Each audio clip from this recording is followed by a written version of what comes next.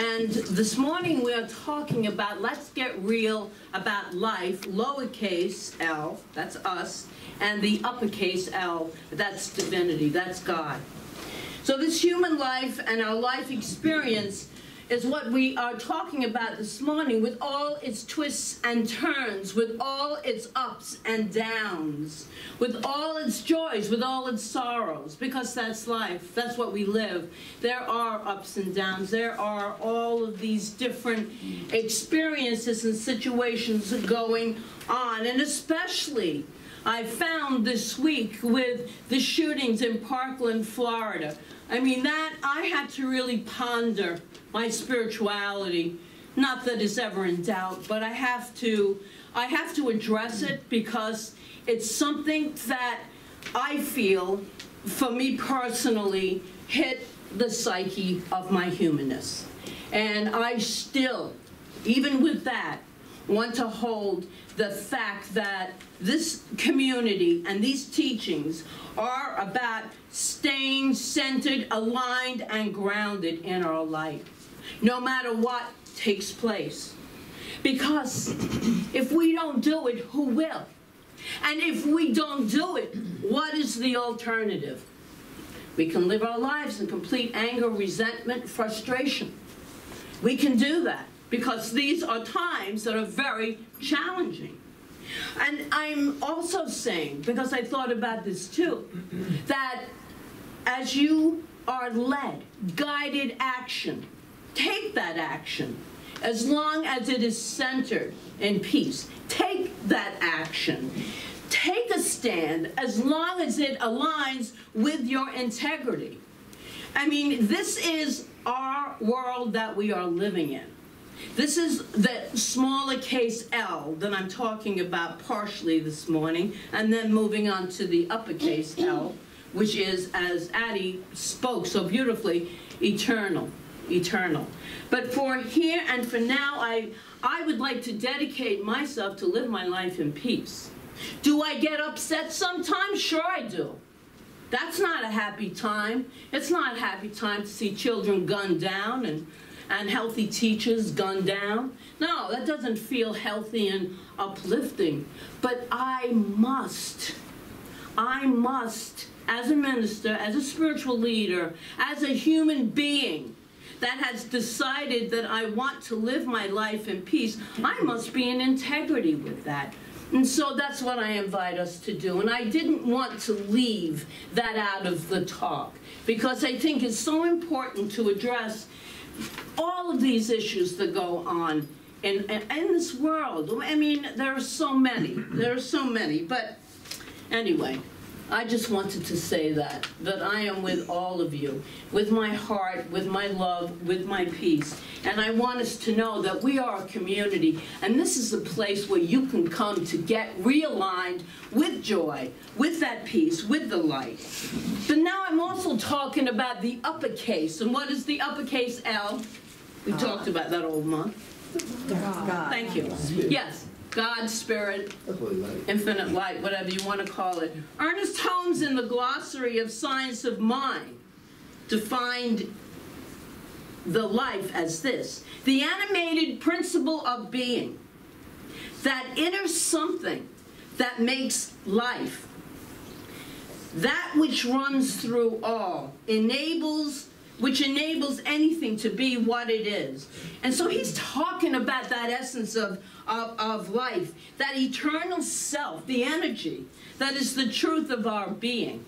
And I have such a hard time when I say running through us, because I know that the us, this physical us, is inside of it. But so it's, if I say running through you, you know that I'm talking so much more expansively. This is a universal energy. That's what God is. A universal, intelligent, loving energy that has created all that is, was, and ever shall be. So in the divine truth of life, there is no death. There is nothing to die from. That eternal essence is forever alive. And Holmes also, in this thing called life, which has been changed to The Art of Living, but I'm going to go back and change it to this thing called life because I like that title better. He wrote this, one of my favorite books it is. There is a universal wholeness seeking expression through everything. We are calling it simply life. Life is infinite energy coupled with the limitless creative imagination. It is the invisible essence and substance of every visible form. The nature is goodness, truth, wisdom, beauty, as well as energy and imagination. Divine energy is seeking to express through each and every one of us all of the time. When we open up, when we get our bloated nothingness out of the way, and when we are open and receptive to this good, it can express through us. That's why when we sit and we are truly centered, even if we don't feel centered, but we really are with our divinity within us, when you hear words of truth being spoken, you resonate with it. It feels good.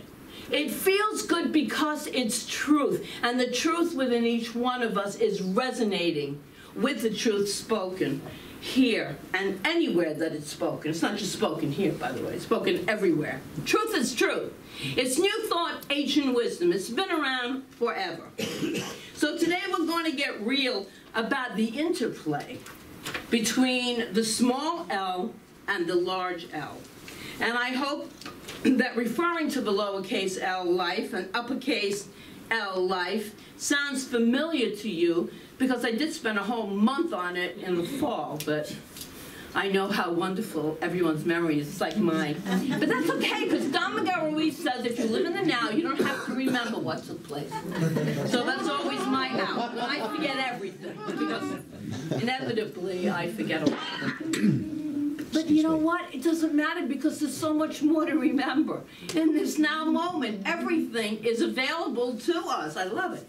So I want to begin with a parable that I want to unpack this morning. I think this parable is absolutely beautiful, and I want to share it and just see if you're anywhere in the continuum of this parable. So you can take it as a morning story, because it's not bedtime. So this is a story about a once upon a time story. Once upon a time, there was a joyful stream of water, dancing and singing as she ran down from the top of the mountain. She soon became a young and beautiful young river, finding her way among the hills and forests and meadows. As she continued to wind her way gracefully amid the hills and meadows, her greatest desire was to go to the ocean. Then one day she noticed the clouds. Clouds of all sorts of colors and shapes, forms. She became mesmerized. And from that moment on, she did nothing but chase after clouds. She wanted to possess a cloud, to have one for herself. But clouds float and travel in the sky, and they are always changing their forms. Because of the impermanent nature of the clouds, the river suffered very much. Her life became about chasing after clouds, one after another. But because she could never catch one, despair, anger, and resentment entered her heart. Then one day a strong wind came and blew away all the clouds in the sky. The sky became completely empty, and so did the river. She thought that life was not worth living, for there were no longer any clouds to chase after. She wanted to die, but how can a river cease to flow? That night, the river had an opportunity to go back to herself for the first time. She had been running so long after something outside of herself that she had never seen herself. That night, for the very first time, she heard her own crying, the sounds of water crashing against the banks of the river. Because she was able to hear her own voice, she discovered something quite important. She realized that what she had been looking for was already in herself. A voice from within whispered to her that clouds are nothing but water. Clouds are born from water and will return to water. And she found out that she herself is also water. The next morning when the sun was in the sky, she discovered something beautiful. She saw the blue sky for the very first time. She had never noticed it before. She had only been interested in the clouds. And she had missed seeing the sky, which is the home of all clouds. Clouds are impermanent, yet the sky is stable. In that moment, she realized that the immense sky had been within her heart since the very beginning. This great insight brought peace and happiness. As she saw the vast, wondrous blue sky, she knew that her peace and stability would never be lost again. That afternoon, the clouds returned. But this time, she did not want to possess any of them. She could see the beauty of each cloud, and she was able to welcome them all back. When a cloud came by, she would greet it with loving kindness. When that cloud wanted to go away, she would have waved to it happily with her loving kindness. She realized that all clouds are her. She didn't have to choose between the clouds and herself.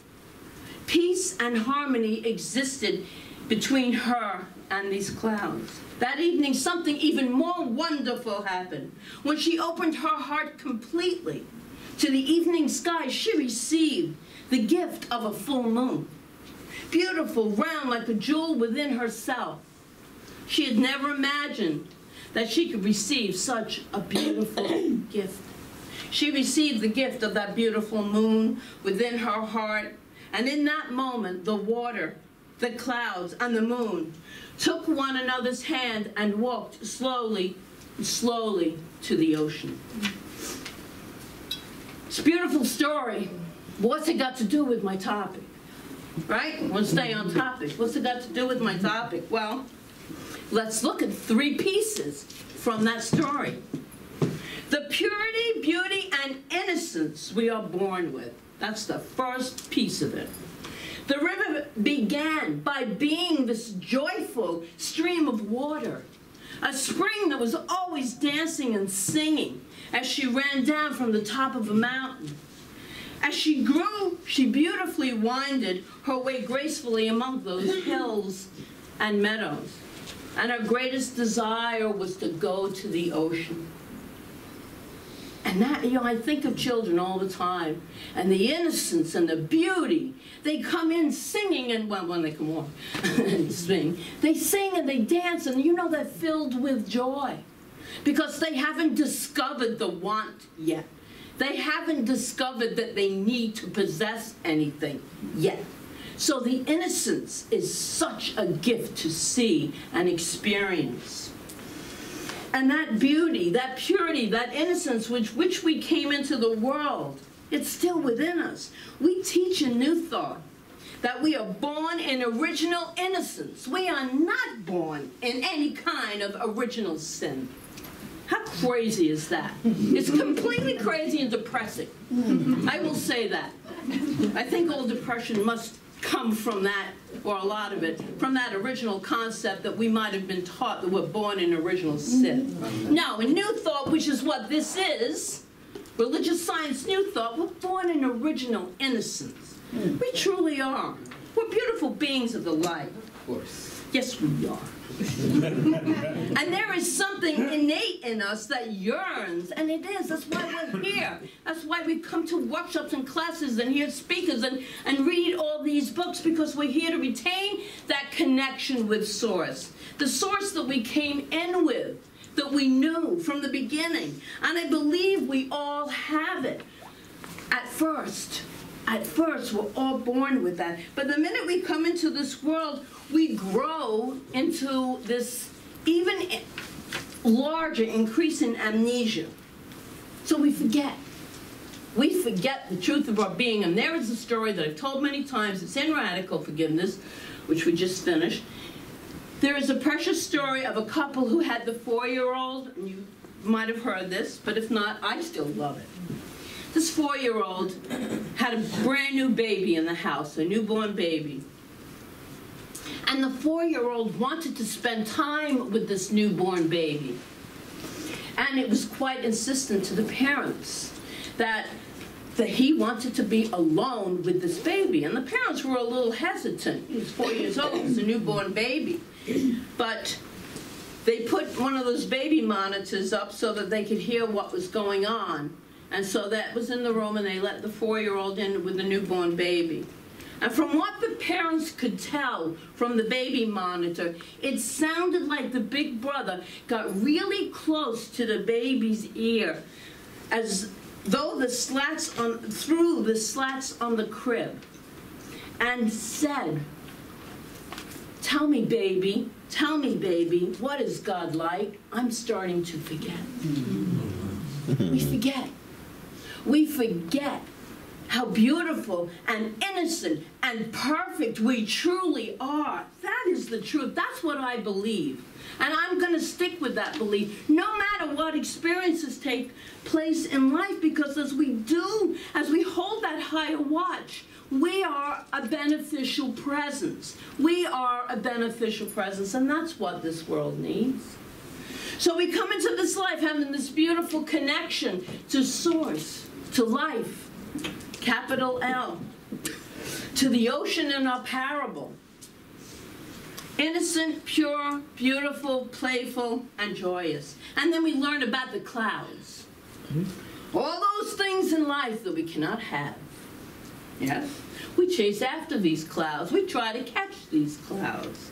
The river's life, lower L, became about chasing after clouds, one after another, but because she could never catch one, despair and anger and resentment entered her heart, because she couldn't own one. She couldn't catch it. In the Buddhist tradition, it says that we suffer because we chase after desires. If we had no desires, we would not suffer. That seems to go a little bit in conflict with our New Thought teachings that say that the desires in our hearts are planted there by Source. We were born with desires to express our innate gifts by Source.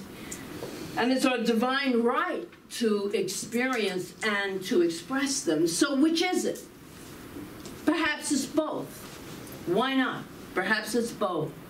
Perhaps the message our river is bringing to us is in this human life is that we get so caught up in chasing those clouds, whatever that looks like in your life. We're chasing these clouds and being unhappy about not having them, that we lose sight of everything else and become unhappy, desperate, and resentful. In other words, we suffer.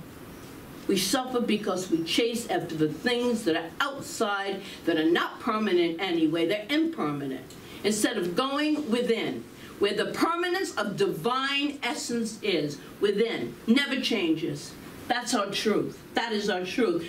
But when we quit chasing and open ourselves up to that beauty of life, the sky, the moon, all of the beautiful stars, when we open up to the infinite, then peace and happiness occur. And the clouds then take on a whole different meaning. So we can see all those things. I've told you before, I have stuff. I like my stuff. My stuff is good. But it's impermanent. When I left my house 5 years ago, I had to leave all my stuff behind. But the amazing thing is, through my consciousness, I got all my stuff back again. You know what I said to myself, though? I said to myself, I can create beauty wherever I go. So I was in one room for 13 months, and you know what? It was a beautiful room. That room was filled with peace. That room was filled with beauty. That room was gorgeous. That was what I created because it came from within me. So all the stuff, we can lose all the stuff. So what? Chasing clouds. Chasing clouds. But the happiness comes from within. It doesn't come from the stuff. Just remember that.